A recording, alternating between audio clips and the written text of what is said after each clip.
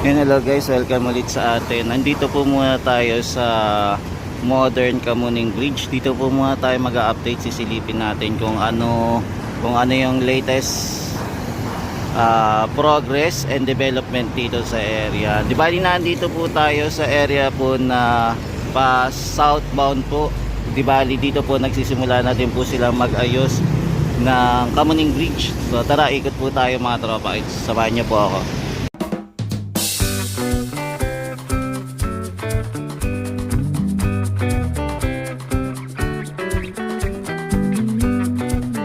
Yan, kung mapapansin nyo po yung Kamuning Bridge na nandito sa may southbound ay malapit na pong mabuo. Nakapaglagay na din po sila ng pundasyon at nakapagawa na din po sila ng frame para po sa bubong para mag-connect po sa bus station po. Tapos ito inaayos na din po nila yung para naman sa elevator po. Kung mapapansin nyo po guys, no? So ngayon po ay January 18 2026, panibagong update na naman tayo para mag-ikot-ikot dito sa project na ginagawa dito sa EDSA sa Kamuning Station, bus station po. Yan, bali nandito po tayo sa southbound. Di bali po etong area na to papunta po ng Cubao. At tapos ito naman po yung Kamuning Station naman po at malapit po dito ang GMA po.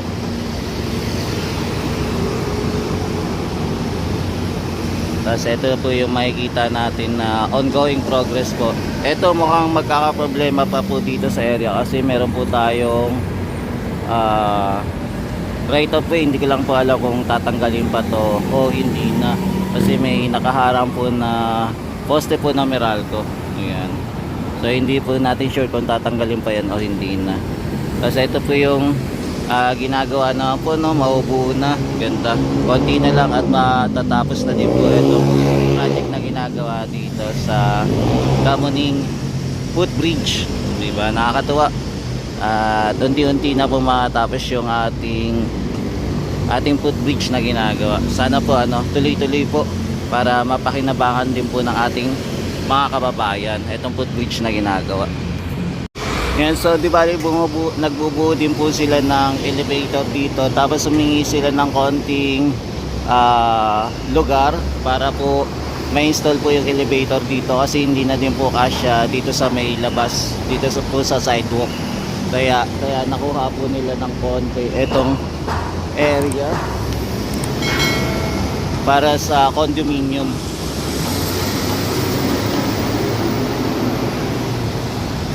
Yan, so ito po yung binubuo po nilang elevator po. Yan, di bali buo na din po yung tulay, no? Baka ito na sementohan na rin po, mukhang okay na. Yan.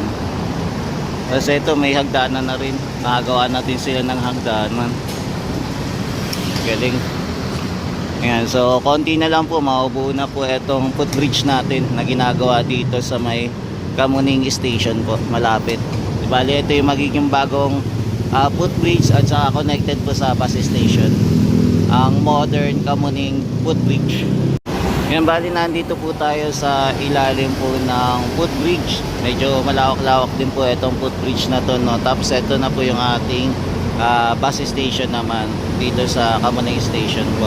Tapos makatanaw na po natin itong Mount Kamuning Bridge. Ito palang Mount Kamuning Bridge po, natapos po ng 2018. So panahon po pala to ni President Duterte ginawa, no? Grabe, ang ganda.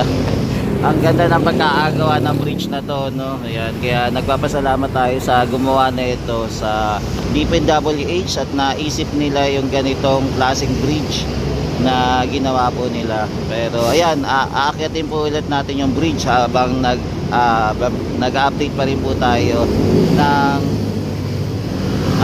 bagong modern Kamuning Footbridge. So susubukan pa rin natin umakyat kung kamusta naman ang Kamuning Footbridge, yung Mount Kamuning. Ayan, dito banda inaayos pa po. Ayan, nilalagyan pa po ng mga bakal-bakal. Yan, kinokompleto pa po. Yan, di bali kahit Sunday po nagtatrabaho pa rin naman sila dito para sa Kamuning Footbridge. Ayan, maging dito din po. Ang wala lang po tayong elevator, doon naman po sa loob, wala. Ayan o, walang nakalagay eh. O, kung meron man na, ilalagay na escalator, wala na siya, kundi hagdanan na lang. Mukhang hindi na kasi din kasya eh, no? Kaya ito lang po yung may elevator dito banda.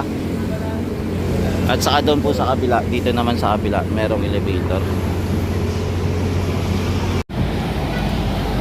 Yan, so ito na po yung itsura ng ating tulay. Meron na din po siyang nagawang hagdanan. Tapos ito nakalagay po Baclaran Alabang, Cubao Baclaran, ayan. Tapos mayroon pa rin po naman nagtatrabaho dito sa taas.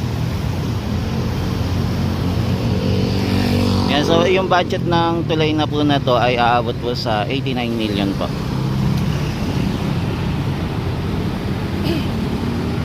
Yan, tapos ito naman po yung design naman para po sa Kamuning bus station po. Ayan.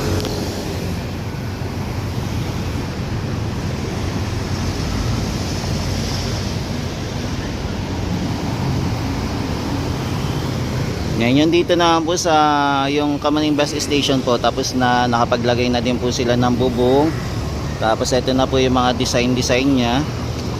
Yan, check na lang natin kung madadagdagan pa po yan na kung maglalagay po ng mga halaman or mga decoration something dito po sa station naman po ng Kamuning station. Ayan, so meron na din po silang signage na Kamuning. So partnership po siya ng MMDA, DOTR at sa DPWH po.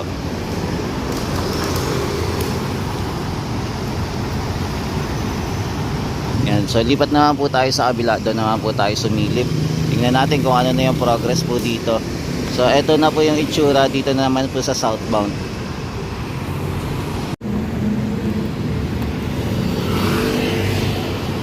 Yan, mamaya akit po tayo doon sa Mount Kamuning naman.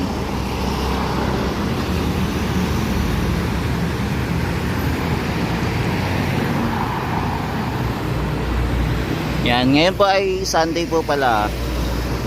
Kaya konti lang din po yung dumadaan at hindi po masyadong traffic ngayon. Yan, so akyat na tayo doon sa sa challenge po. Ayan, dito sa Kamuning, Mount Kamuning Bridge. So ito po yung pinakauna. Na tapos po ito ng 2018. So susubukan natin na umakyat sa pinakamaganda Mount Kamuning na ginawa po ng 2018. Yan, subukan po natin. Yan, so ito naman po yung Mount Kamuning Footbridge. Yan, so akyat tayo mamaya. So sa inyo guys, ano pipiliin nyo? Saan mas gusto nyo pong umakyat? Dito po ba? Na napakatarik? O dito naman po sa bagong ginagawa na modern Kamuning Footbridge. Ayan, saan po kayo pipili?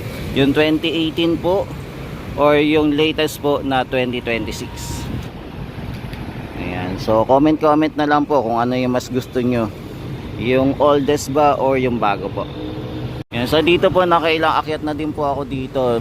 Siyempre pagka aakyat po yung mga senior po, siyempre mahihirapan na talaga umakyat. Kaya kung makikita nyo po,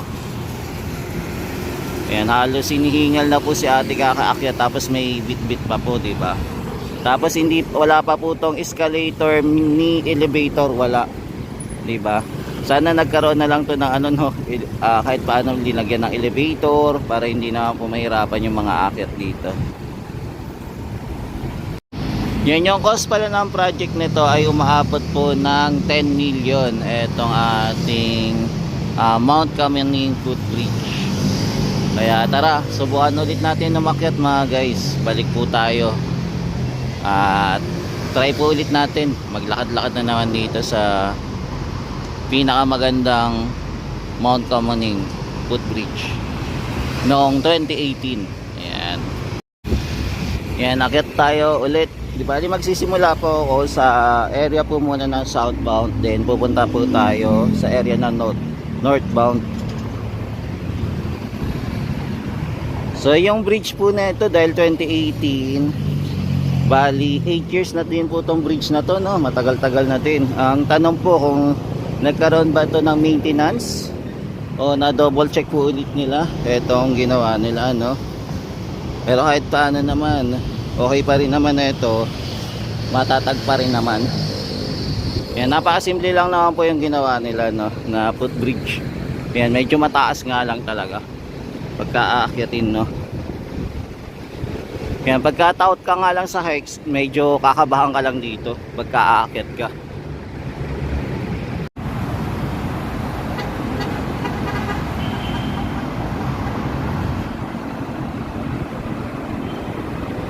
Yan, so guys, nandito po tayo sa taas ng Kamuning, Mount Kamuning Bridge. Yan, napakataas po dito. Nandito po tayo sa gitna. Yan. Yan, so pang ilang tapa ko na rin po dito, no. Yan, medyo mataas lang talaga yung lugar na to.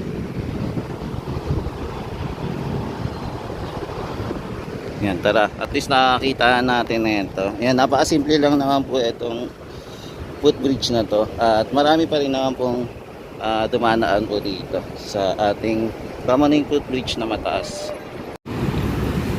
Ayan, so meron umakyat dito, no. Ayan, umakyat sila. So ito po yung itsura ng ating Kamuning, Mount Kamuning Bridge. Yan, na nagawa po, natapos po ng 2018 po. Yan, worth of 10 million po itong project na to. Yan, so silipin naman po natin yung bagong Kamuning Bridge naman. Dito naman po sa part po ng northbound naman po. Dito naman tayo mag-update.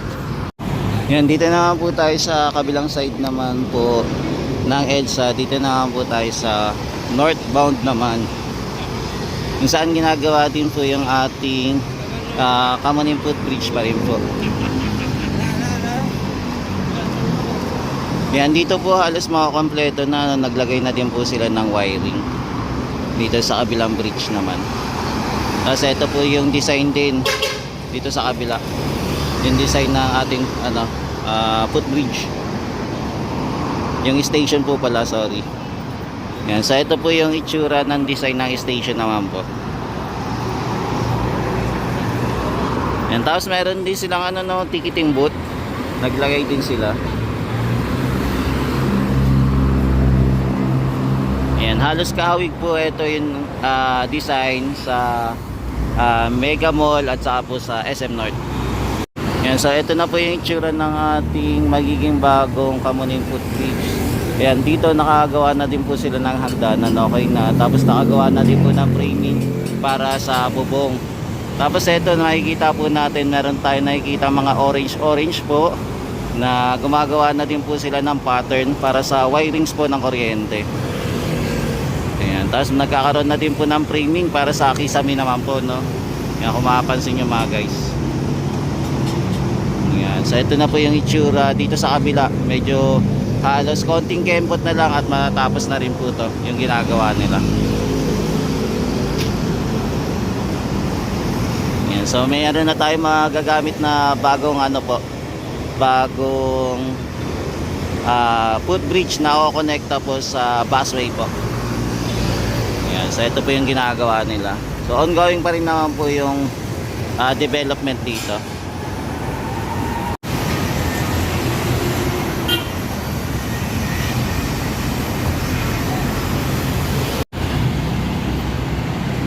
Yan, so ito makikita natin po natin yung wirings na linalagay dito. Yan, pakompleto na rin, no. Yan, so ang laki na ng improvement dito mga tropa-outs. Yan, so ito guys, nakapaglagay na pala sila ng ng elevator. So transparent po yung elevator nila. Yan, so ang ganda na. Unti-unti na po nabubuo yung ating elevator po, inaayos na. Yan, di ba, yung transparent po. Tapos yung salamin po hindi pa naman siya buo, no.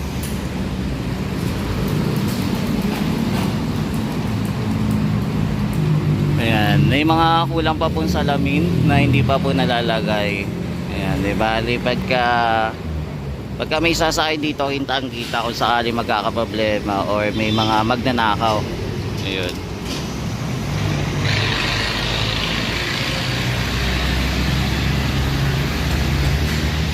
At least nakita na natin yung improvement dito na konti na lang at matapos na po to yung ginagawa nila para dito sa elevator. Bagong bago pa po, no, wala pa pong dumi-dumi. So wag natapos to, kailangan na lang natin ng maintenance dito para maalagaan.